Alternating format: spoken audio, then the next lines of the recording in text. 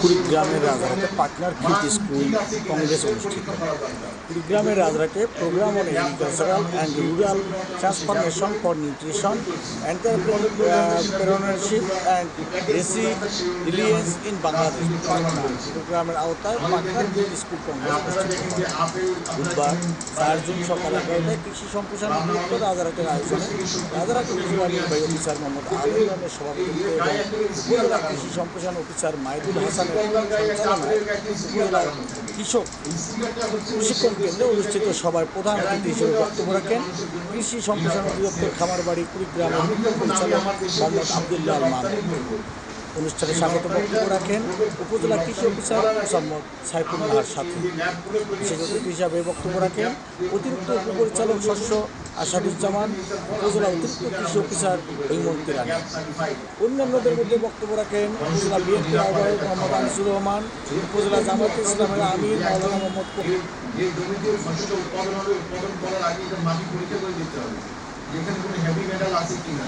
এটা মানুষের শরীরের জন্য কিংবা প্রাণীর শরীরের জন্য খারাপ, বা এখানে কোনো জীবাণু আছে কিনা, বা এখানে সারের মাত্রা কি আছে, গাছের জন্য কি মাত্রা সেটা আছে, বা এখানে কি অ্যাড করতে হবে, বা বিগত বছরে এখানে কি ফসল উৎপাদন করা হয়েছে সেগুলো হিস্ট্রিগুলো এখানে থাকতে হবে। এবং এই ফসলের চাষ থেকে শুরু করে বাজারজাতকরণ করে সম্পূর্ণ হিস্ট্রি আপনাকে লিপিবদ্ধ করতে হবে, সব পরিষ্কারে আপনাকে রেকর্ড রাখতে হবে। সেখানে সাথে সাথে আমাদের যারা কৃষক এখানে কাজ করবেন তাদের স্বাস্থ্যের বিষয়টাকে একদম সম্পূর্ণভাবে সুরক্ষিত রাখতে হবে। তারা যেন কোনোভাবে হেলথ হ্যাজার্ডের মধ্যে তারা না পড়ে সেই জিনিসগুলো কিন্তু আমাদের খেয়াল রাখতে হবে। এই প্রত্যেকগুলো করে কিন্তু আমরা আমাদের এই নিরাপদ খাদ্য উৎপাদন আমরা করে যাবো।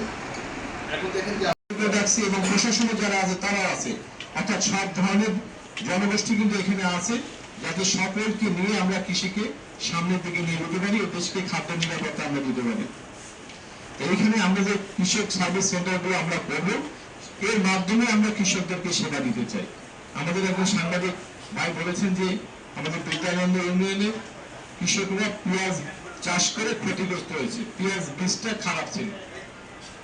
দেখেন এটা একটা বীজ, আমরা সবসময় কৃষকদেরকে বলি বা একটা প্রশিক্ষণে বা যে কোনো জায়গায় আমরা বলি যে ভালো উৎস থেকে বীজ কিনবেন, প্রতিষ্ঠিত বীজ ব্যবসায়ীর কাছে বীজ কিনবেন, যারা একদম বছরের পর বছর যাদের রেপুটেশন ভালো আছে তাদের কাছে বীজ কিনবেন। এবং বীজ কেনার শর্ত হচ্ছে আপনি যার কাছে বীজ কিনবেন এটা বীজের মেমো নিতে হবে এবং মেমোর মধ্যে সে বীজের জাতের নাম, কোম্পানির নাম সবকিছু উল্লেখ থাকতে হবে।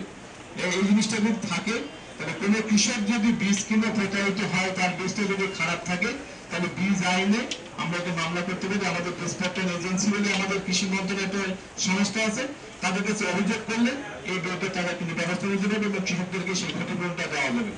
ঠিক এবছরে আমাদের নাগেশ্বরের একজন কৃষক এরকম বীজ কিনে প্রতারিত হয়েছিলেন, এই পেঁয়াজ বীজ, সেই বীজটা খারাপ ছিল। পরবর্তীতে ওই কৃষকের কাছে কিন্তু মেমো ছিল, কিন্তু তিনি পরে অভিযোগ করেছেন এই বিষয়ে এবং পরে ওই বীজ যে ব্যবসায়ী ছিলেন তাদের কিন্তু সেই ক্ষতিপূরণটা ওই ডকুমেন্টটা থাকে, তাহলে কিন্তু বীজ আইনে তাদের কাছে আমরা ব্যবস্থা নিতে পারি। আরেকটা জিনিস আমরা আপনারা যেটা করবেন, যারা ওই যে এককভাবে কাজ করলে আসলে সবার কাছে সেবাটা পৌঁছানো সম্ভব না।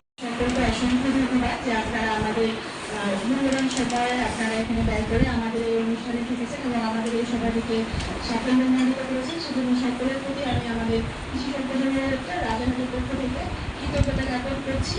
আর আপনাদের একটি ঘোষণা আছে, সেটা হলো যে আপনাদের এখানে লাঞ্চ আছে এবং সেই সাথে আপনাদের সম্মানের ব্যবস্থা আছে। আপনারা সবাই সুশৃঙ্খলভাবে লাঞ্চ এবং সম্মান নিয়ে এখান থেকে যাবেন। আর সেই সাথে আমি আজকের প্রোগ্রামে সমাপ্তি ঘোষণা করছি। ধন্যবাদ সবাইকে।